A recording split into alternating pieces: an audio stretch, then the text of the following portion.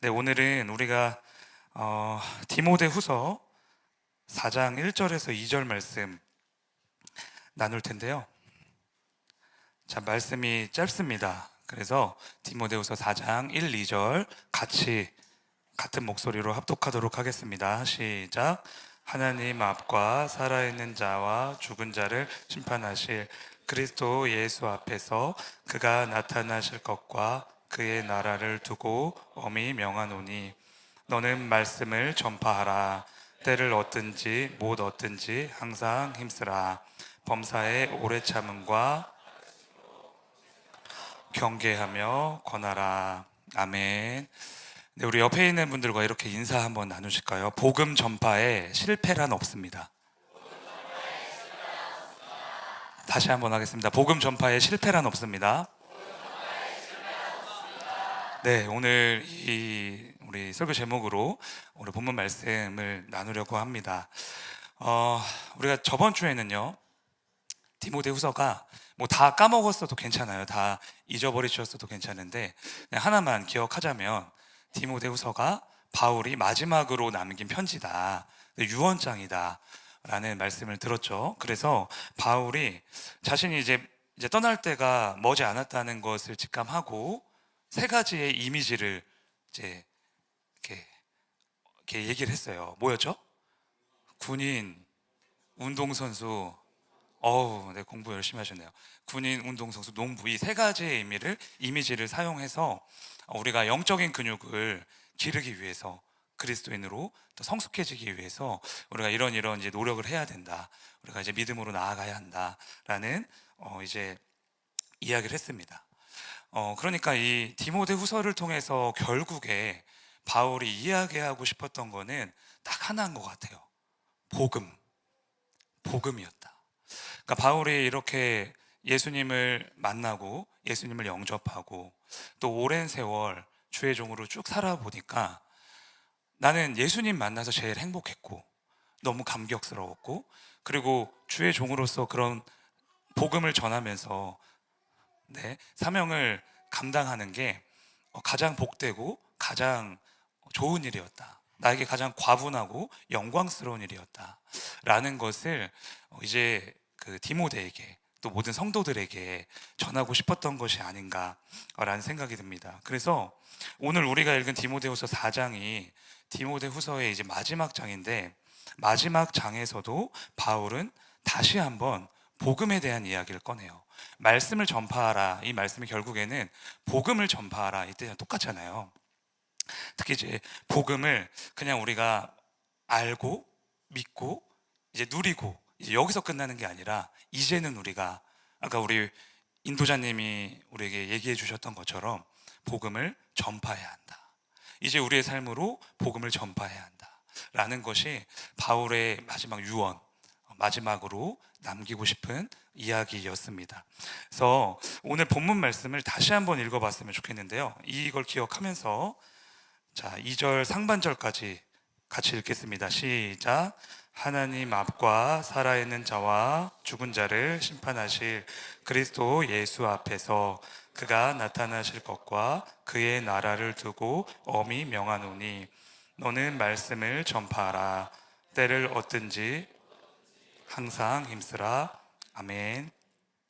여러분 1절을 보니까요, 예수님께서 나타나실 것을 두고 엄히 명한다, 이렇게 이야기하고 있습니다. 그러니까 지금 바울은요, 예수님이 이 땅에 재림하셔서 심판하실 그 날을 염두에 두고 아주 엄중하게 말하고 있는 거예요. 복음을 전하는 일이 우리가 어떻게 보면, 우리가 어떻게 생각하면 내 선택에 달려 있는 거다, 내가 하고 싶으면 하고 말고 싶으면 마는 거다 라고 이제 생각할 수 있지만, 그런 일이 아니라 심판의 날에 심판주이신 예수님이 엄중하게 다뤄질, 예수님께서 엄중하게 다룰 사안이라는 거죠. 우리가 자유롭게 선택할 수 있는 문제가 아니라 이미 복음을 맛본 자라면 무조건 순종해야 할 사명이라는 거예요. 왜? 예수님이 이 땅에 오셔서 이 모든 사람들을, 모든 만물을 심판하실 때 우리가 이 땅에서 구원받은 자녀로 살면서 어떤 집에 살았는지, 얼마나 많이 가졌는지, 내가 얼마나 성공했는지로 우리의 인생을 평가하시는 게 아니라 예수님이 우리에게 맡겨주신 그 복음을 얼마나 충실하게 내 삶을 통해 드러냈는가, 잃어버린 영혼들에게 그 복음을 전했는가, 선포했는가로 우리의 삶을 그 마지막 날 평가하실 것이기 때문입니다. 온 유대와 예루살렘과 사마리아와 땅끝까지 이르러 내 증인이 되리라. 이 예수님의 선교 명령은요, 우리 모두가 순종하고 책임지고 전파하며 우리의 삶으로 그거를 증명하고 이뤄야 할 분명한 사명이라는 거예요. 그래서 본문 2절을 보면 너는 말씀을 전파하라. 때를 얻든지 얻지 못하든지 항상 힘쓰라, 이렇게 말하고 있죠. 어떤 때이든지 어떤 상황이든지 어떠한 사람이든지 상관하지 말고 너는 복음을 전하는 것에만 힘써라. 이처럼 저와 여러분에게는요, 예수님을 전파해야 할 분명한 사명이 있습니다. 그런데 여기서 중요한 것은 우리가 해야 할 책임과 하나님께서 책임지셔야 할 책임이 분명히 다르다는 거예요. 우리가 이 구분을 잘 지어야 합니다. 우리의 책임은 뭐예요? 예수님을 영접했으니 그 예수님을 있는 그대로 선포하면 되는 거예요. 전하면 되는 거예요. 농사로 따지면요, 씨를 뿌리는 거죠. 그런데 그 씨가 싹을 틔우고 열매 맺게 하는 것은 누구의 책임일까요? 내 책임일까요? 아니면 하나님 책임일까요? 하나님의 책임이에요. 그런데 우리가 이 두 가지의 책임을 구분하지 못하기 때문에 복음을 전하지 못할 때가 참 많은 것 같아요. 복음을 전한 뒤의 일을 내가 책임지려고 하니까, 그걸 미리 걱정하고 미리 판단하니까 복음을 전하지 못하는 거예요. 내가 학교에서, 회사에서 예수님을 전하면 혹시 나를 좀 이상한 사람으로 보진 않을까? 애써 말했는데 오히려 나를 대적하거나 나를 멸시하진 않을까? 아니면 해봤자 저 사람은 그냥 뭐 그대로일 것 같은데 뭐 굳이 내가 애써서 시간을 들여서 복음을 전해야 하나? 라는 이런 생각을 하는 거죠. 복음을 전하는 것까지가 우리의 책임이고 그 뒤에 일어나는 일은 하나님의 책임인데, 이게 구분이 안 되어 있으니까 자꾸 두렵고 불안하고 미리 생각해서 전하지 못하는 거예요. 그런데 하나님께서 우리에게 원하시는 것은요, 여러분 잘 기억하세요. 그저 예수 그리스도를 전하라, 이거 딱 하나였어요. 예수님을 전하라. 때를 얻든지 얻지 못하든지 항상 힘써야 한다. 싹을 틔우고 열매 맺는 것은요, 주님께서 주님의 때에 주님의 방법으로 다 알아서 하신다는 거예요. 그래서 우리는요, 늘 믿어야 됩니다. 씨를 뿌리는 건 내가 하는 거지만 그 나머지의 일은 우리 주님께서 하신다. 거두는 것의 권한은요, 책임은요, 우리에게 있는 것이 아니라 오직 주님께 있다. 그래서 내가 지금 오늘 해야 할 일은 나를 부르신 그 자리에서 복음의 향기를 드러내는 거예요. 예수 그리스도의 복음을 내 입술로 선포하는 거예요. 두려워하지 않고. 이처럼 우리가 주님의 농부가 돼서요, 오늘도 내일도 충실하게 씨를 뿌리다 보면 하나님의 때에 하나님의 방법으로 하나님께서 직접 그 씨를 열매 맺게 하실 줄로 믿습니다. 그래서 오늘 설교 제목처럼요, 복음을 전하는 데 있어서 실패란 존재하지 않는 것입니다. 여러분, 복음을 전하는데요, 실패가 어디 있습니까? 제가 만약에 길거리에 나가서 전도지로 이제 다른 분들에게 전도지를 이렇게 줬어요. 근데 그분이 전도지를 받지 않았어요. 그러면 실패한 겁니까? 아니면 내가 직장에서, 회사에서 예수님을 믿지 않는 분들에게 예수님이 구원자이십니다, 예수님이 사랑이십니다, 예수님 믿으세요 했는데 나를 막 이렇게 더 멸시하고 멀리하고 내 말을 잘 받아주지 않았어요. 그러면 실패한 걸까요? 아니에요, 여러분. 복음을 전하는 데 있어서 실패란 없는 거예요. 복음을 전하는 데 있어서 실패가 있다면 내가 이 세상에서 가장 기쁜 소식인 복음을 알면서도 전하지 않는 게 실패인 거예요. 우리가 복음에 대한 확신을 가지고 그 영혼을 사랑하는 마음을 가지고 씨를 뿌렸다면요, 이미 그건 성공이다. 하나님께서는 그것만 보시고, 그래, 너 내 말 잘 들었구나, 나의 충성된 종이구나, 너는 성공했구나, 이렇게 말씀하실 거예요. 그런데 왜 우리는 두려워할까요? 이게 교회에서는 너무 이렇게 신실하고 열정적이고 막 믿음이 충만한데 왜 세상에 나가기만 하며 복음이 부끄러울까? 여러분, 복음을 자랑스러워 해야죠. 예수님 때문에 고난 속에서도 기쁨과 감사가 넘쳐나야죠. 저와 여러분의 자랑이, 유일한 자랑이 우리 예수님 아니십니까?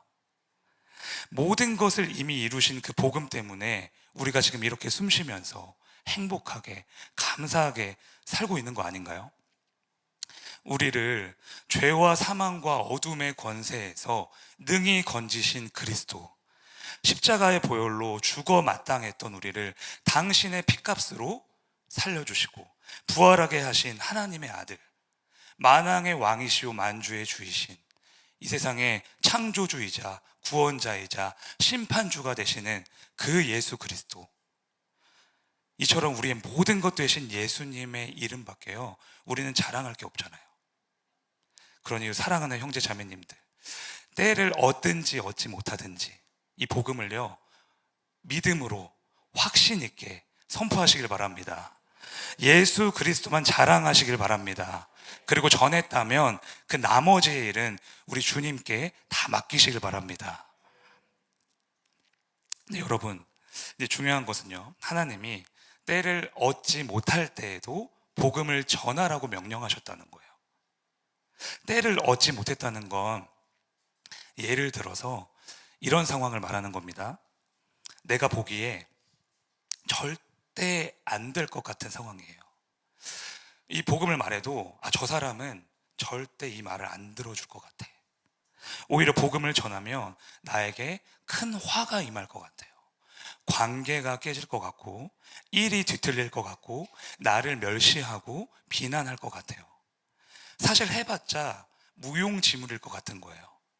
예수님의 살아계심이 나한테는 너무나 잘 느껴지는데 저 사람한테는 하나도 느껴지지 않을 것 같아요.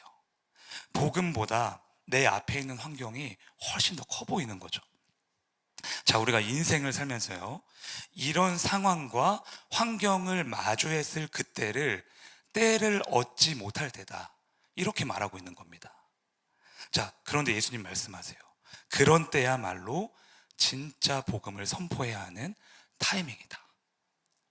제가 자녀가 셋이잖아요. 거기다가 아이들이 연년생이에요. 근데 저는 첫째를 낳자마자 신대원에 입학을 해서 그 신대원 기숙사에 들어갔어요. 주중에는 학교에서 먹고 자고 주말에는 이제 교회 사역이 있으니까 주말에는 교회 나와서 이제 사역을 이제 하니까 뭐 주중에는 학교에 있고 주말에는 교회에만 있는 거예요. 최악의 남편이죠. 네. 그 뒤로 줄줄이 애들을 쭉 낳았으니까 더 최악의 남편이죠. 체력도 없는 우리 사모님이 얼마나 힘드셨겠어요. 그래서 제가 셋째 낳았을 때요, 신대원 휴학을 했습니다. 오로지 육아를 위해서 휴학을 했어요. 여러분, 이제는 좀 괜찮은 남편이죠? 네, 그렇다고 말씀해 주세요. 그래서 제가 휴학을 하고 열심히 이제 집에서 집안일 하고 육아를 이제 제가 도맡아 하면서 살았어요. 근데 그럼에도 우리 사모님한테는 이제 이게 정신적으로나 육체적으로나 많이 버거웠었나 봐요. 어느 날 보니까 사람이 많이 지쳐 있는 거예요. 막 웃음기도 사라져 있고 굉장히 밝은 사람인데 얼굴에 생기가 이제 다 사라졌어요. 네, 원래는 여러분이 믿지 않을 수도 있는데 야식을 저보다 많이 먹는 분이셨거든요. 야식도 많이 먹고 햄버거도 세트로 혼자 2개씩 먹고 이제 그렇게 잘 먹는 분이었는데 안 먹어요. 막 살은 점점 빠져서 막 말라가고. 이제 그 당시에는 잘 몰랐는데 시간이 지나서 나중에 이 사모님이랑 얘기를 해보니까 그때 약간 육아 우울증이 왔었던 게 아닌가. 이제 그랬던 것 같아요. 그래서 그때 제가 알았잖아요. 아, 우울증이 오면은 사람이 정말 아무것도 할 수 없는 거구나. 우울증에 걸리면 딴 게 안 보여요. 자기의 힘듦만 보이는 거예요. 구덩이 안에 들어가 있는 거죠. 다른 세계에서 사는 거예요. 이게 마음이 너무나 아픈 상태니까 정상적인 사고와 판단과 행동을 할 수가 없습니다. 그래서 감정도 컨트롤이 잘 안 돼요. 죽을 것 같아서. 나 내일 죽는 거 아니야? 너무 힘들다. 그러니까 이 안에 갇혀서 사는 거예요. 캄캄한 데서. 그때 제가 딱 보면은 복음이 안 들어갈 것 같은 상황이잖아요. 그렇죠? 복음이 안 들어갈 것 같아요. 그런데 복음을 전했어요. 사모님한테. 걱정하지 말라고. 하나님이 우리 가정을 살리실 겁니다.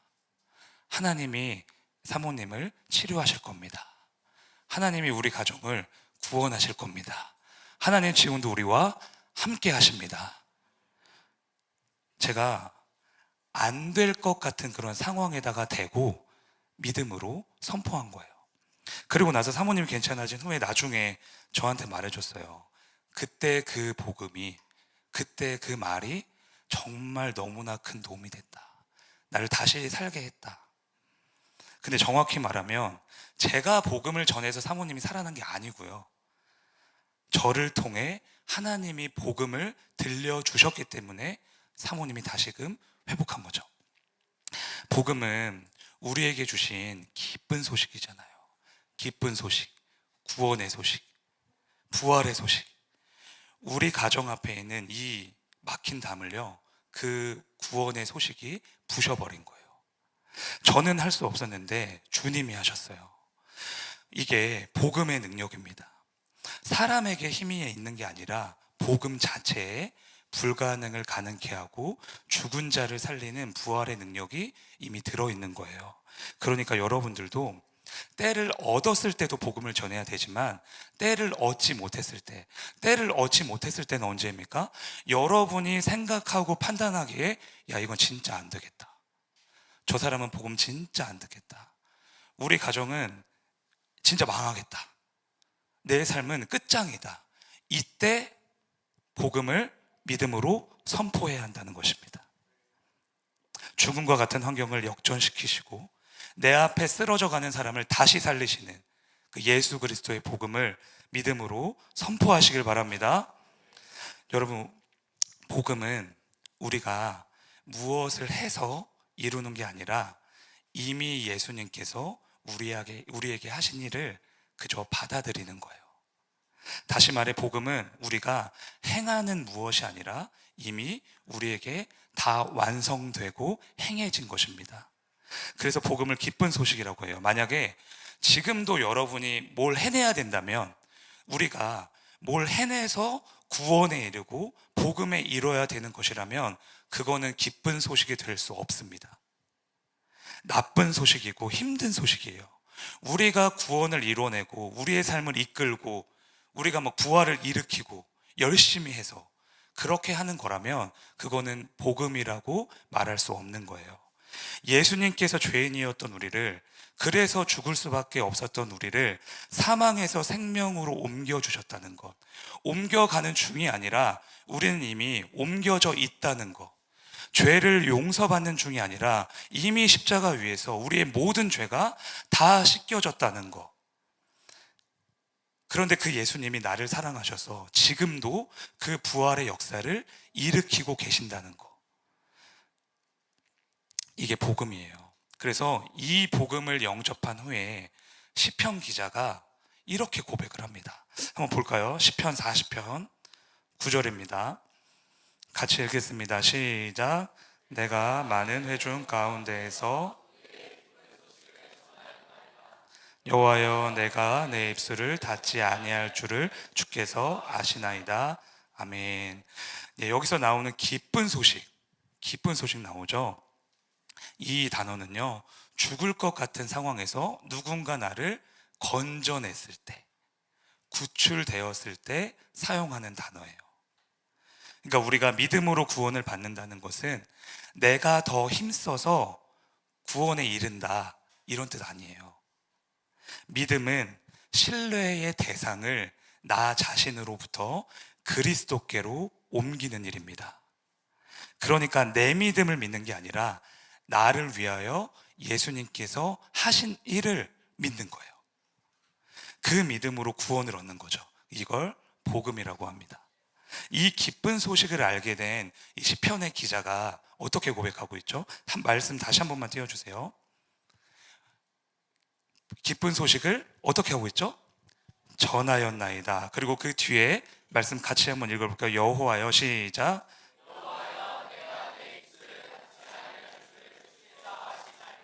아멘. 이 고백이 저와 여러분의 고백이 되기를 축복합니다. 내 평생에 이제는 입술을 닫지 않겠다. 너무 좋은 소식이니까. 이런 기쁜 소식은 이 세상에 존재하지 않는 거니까, 형용할 수 없을 정도로 감격이 되니까 난 이제 내 입술을 닫지 않겠다. 여러분, 복음을 완성하기 위해서요, 여러분과 제가 해야 될 일은 아무것도 없습니다. 예수님께서는 당신의 죽음과 부활로 복음을 이미 완성하셨어요. 그렇다면 이 땅에서 우리가 해야 할 일은 시편 기자처럼 예수님께서 이미 완성하신 그 기쁜 소식을 담대하게 우리를 부르신 그 자리에서 전하는 거예요. 바울이 디모데에게 이야기했던 것처럼 때를 얻든지 얻지 못하든지 전파하는 거죠. 나의 생각과 판단은 다 십자가에 못 박아버리고, 복음을 전했는데 저렇게 되면 어떡하지? 이런 두려움도 다 십자가에 못 박아버리고 예수님의 죽음과 부활을 선포하는 것입니다. 여러분, 잘 기억하셔야 돼요. 복음은 믿지 않는 사람들에게도 필요하지만 믿는 사람들에게도 여전히 필요하다는 사실입니다.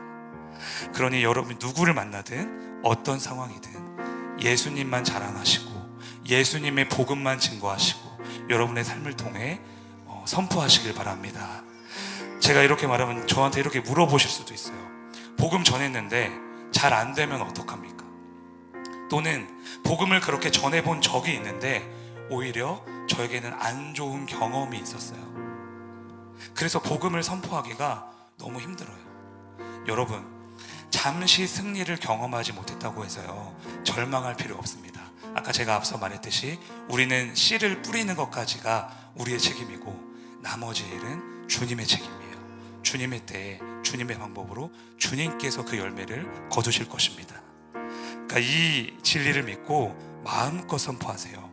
제가 이 이야기만 하고 설교를 이제 마칠게요.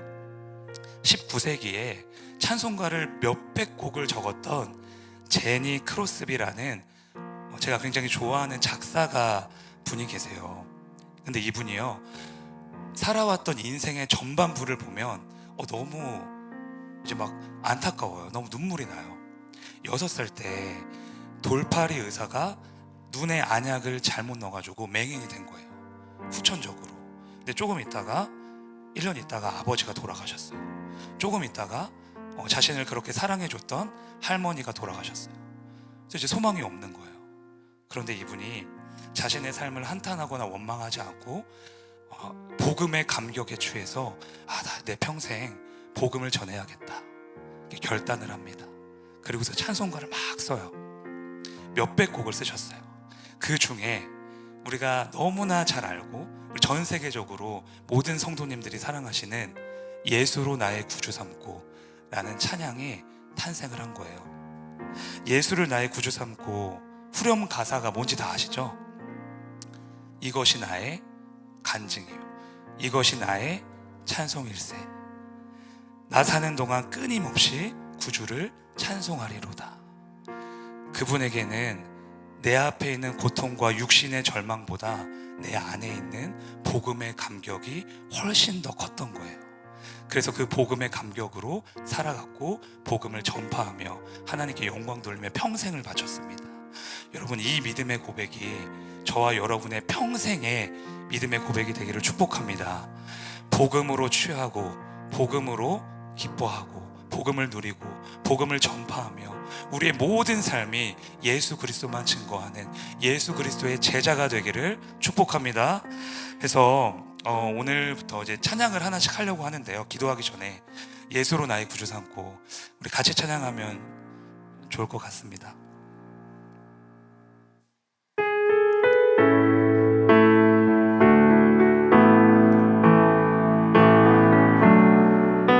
네, 예수를 나의 구주 삼고 예수를 나의 구주 삼고 성령과 피로써 거듭 나니 이 세상에서 내 영혼이 하늘의 영광 누리도다.